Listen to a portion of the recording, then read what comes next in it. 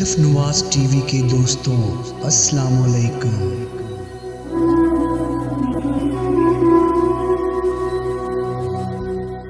خدا نے جب حضرت آدم علیہ السلام کے پتلے کو بنایا تو فرشتوں کو حکم دیا کہ جاؤ اور جا کر حضرت آدم علیہ السلام کے پتلے کو دیکھو، لیکن شیطان آپ سے حسد اور بغض رکھتا تھا، اور ایک دن شیطان نے اسی حسد اور بغض کی وجہ سے حضرت آدم علیہ السلام پر تھوک دیا۔ یہ تھوک حضرت آدم علیہ السلام کے مقام ناف پر پڑی۔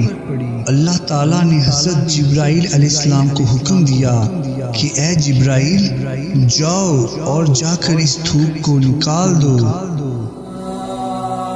اور اس تھوک سے ایک کتا بنا دو۔ یہ تھوک حضرت جبرائیل علیہ السلام نے مقام ناف سے نکالا اور اس سے کتا بنا دیا۔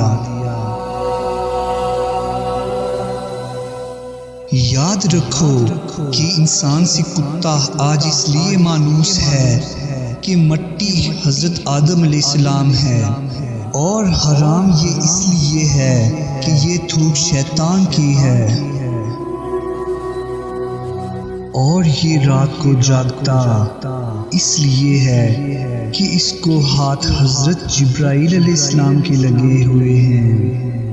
شیطان کے تھوکنے سے حضرت آدم علیہ السلام کا گیا تو کچھ بھی نہیں، لیکن مقام ناف شکن کے لیے بن گئے۔